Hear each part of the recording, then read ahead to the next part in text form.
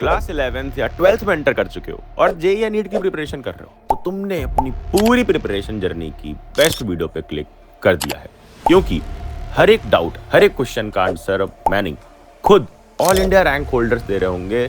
और इस वीडियो के बाद तुम्हें जेईई नीट से रिलेटेड एक भी वीडियो नहीं देखनी पड़ेगी। तो बस ये वीडियो 2x पे ही देखना, बट एंड तक देखना, और इसके बाद हर एक कंफ्यूजन क्लियर करते हुए जेईई नीट फर्स्ट अटेम्प्ट में फाड़ दो। शिक्षा के साथ पढ़ ले सीनियर्स को भी सब्सक्राइब कर लो, ताकि हम रहें 10th के साथ भी और 10th के बाद भी।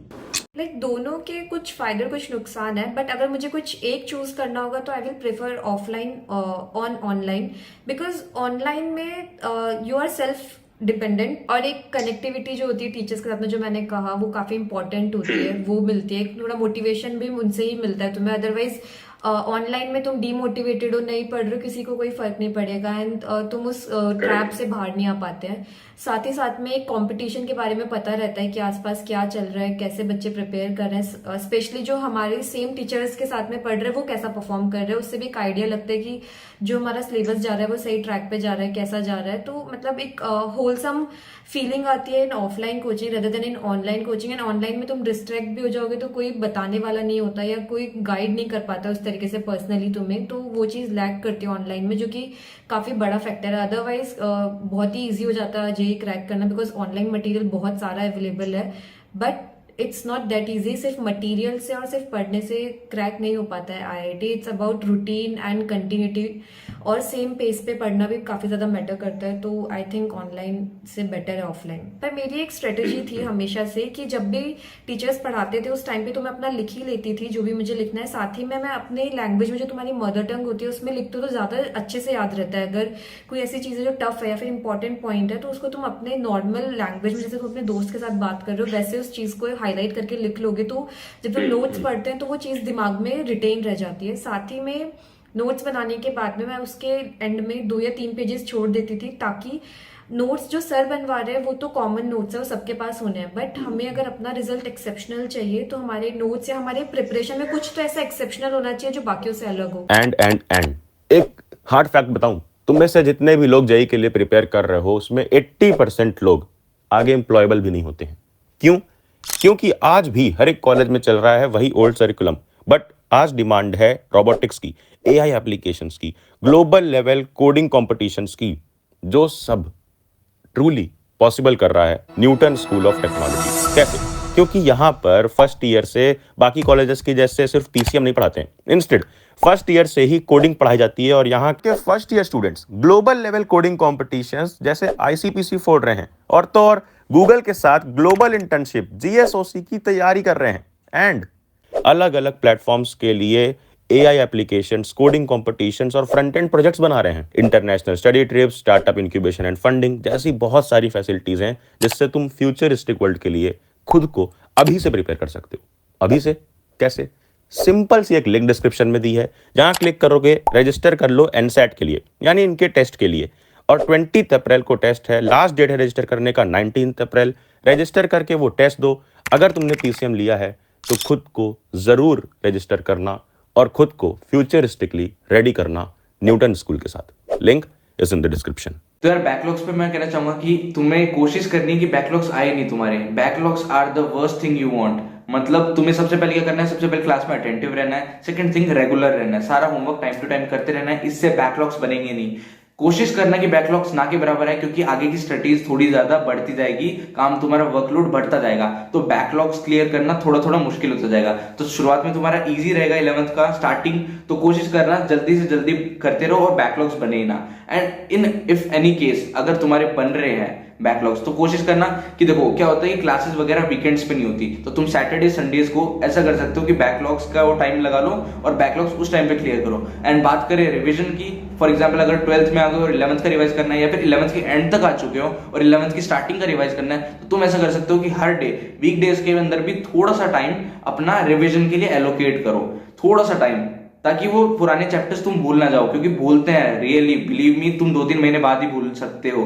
तो कोशिश करना कि वीक डेज के अंदर भी थोड़ा थोड़ा टाइम, कुछ परसेंटेज तुम रिवीजन में दो, और वीकेंड्स तो दे ही सकते हो। इसमें मैं दोनों ही तरीके के स्टूडेंट्स को एडवाइस देना चाहूंगा। फर्स्ट ऑफ ऑल कुछ ऐसे स्टूडेंट्स होंगे जो 11th 12th में रेगुलर स्कूल जाएंगे और साथ में फिर अपनी कोचिंग भी जाएंगे और फिर उनको सेल्फ स्टडी करनी है। मैं 11th के फर्स्ट हाफ में रेगुलर स्कूल स्टूडेंट ही था, क्योंकि मैंने अपने 11th 12th के लिए एडमिशन रेगुलर प्राइवेट स्कूल में ही लिया था, जहां मुझे हर दिन अटेंड करना पड़ रहा था और फिर कोचिंग भी मैं साथ में जाता था। तो तब मैं करता क्या था कि मुझे ये बात पहले ही समझ आ गई थी कि स्कूल में जो मैं कंसेप्ट टीचर से ले रहा हूँ वो तो नीट के लिए इंपॉर्टेंट नहीं है, पर ट्यूशन में जो चीजें मैं कंसेप्ट समझ रहा हूँ वो नीट के लिए काफी इंपॉर्टेंट है। तो एक तो मैं ट्यूशन में अच्छे से लेक्चर्स अटेंड करता था और स्कूल में जब भी मुझे फ्री टाइम या लेक्चर का टाइम मिलता था तो उसमें मैं सेल्फ स्टडी करने की कोशिश करता था जितना भी स्कूल में पॉसिबल हो, और फिर उसके बाद घर पे भी मैं सेल्फ स्टडी करता था। इस तरह स्कूल में मैं अपना काफी टाइम बचा लेता था और सेल्फ स्टडी कर लेता था, जिससे फिर मैं घर आके ऐसा नहीं सोचता था कि मेरा पूरा दिन वेस्ट हो गया।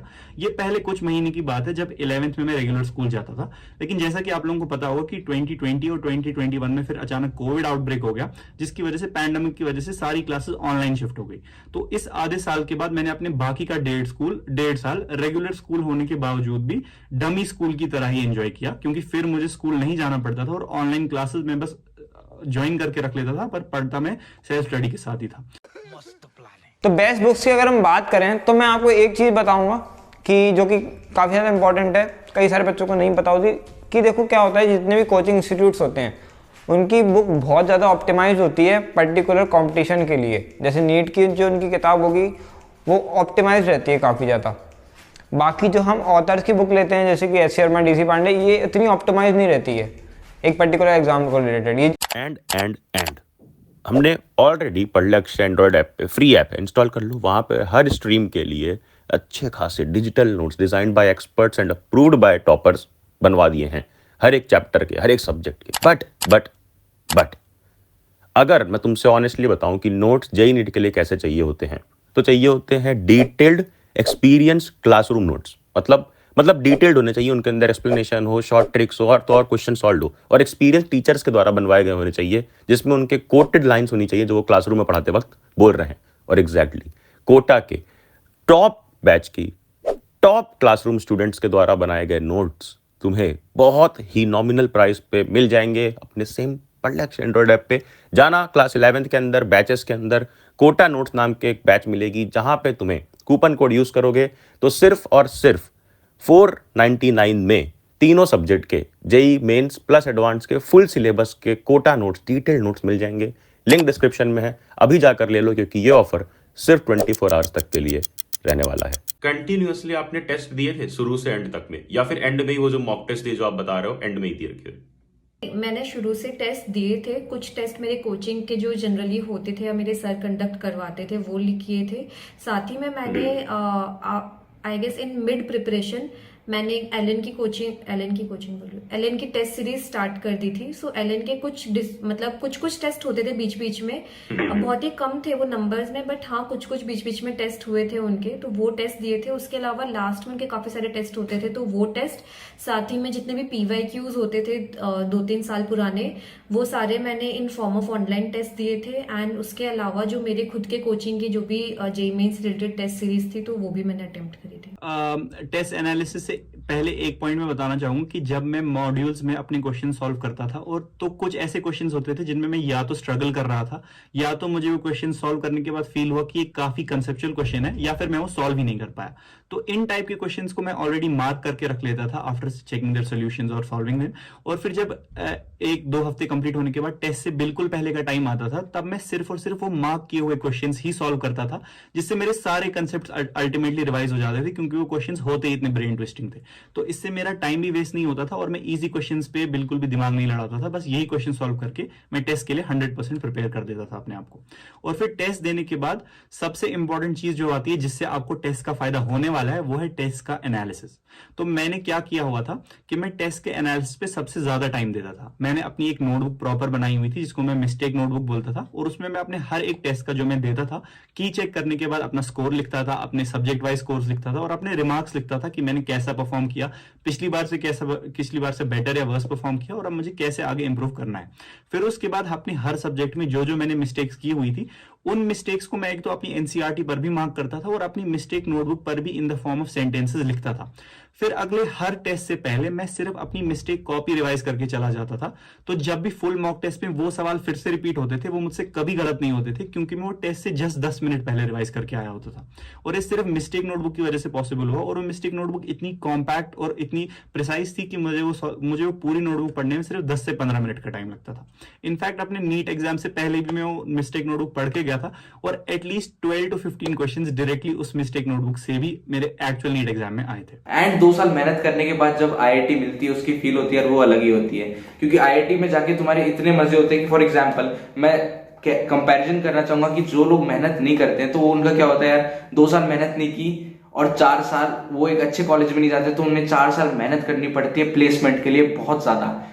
और अगर तुमने अच्छे से मेहनत कर ली 2 इयर्स की प्रिपरेशन में, तो तुम्हें आईआईटी मिलेगी और 4 साल तुम्हारी चिल लाइफ है, एंजॉय कर सकते हो कॉलेज लाइफ में। एकेडमिक्स के साथ आईआईटियंस 10-15 और चीजें में घुसे रहते हैं और 10-15 चीजें और करते रहते हैं आईआईटियंस। तो एक अच्छी चिल लाइफ मिलेगी एंड एक अच्छी प्लेसमेंट मिलेगी, तो तुम्हारे एक फ्यूचर को एक हेड स्टार्ट मिलेगी।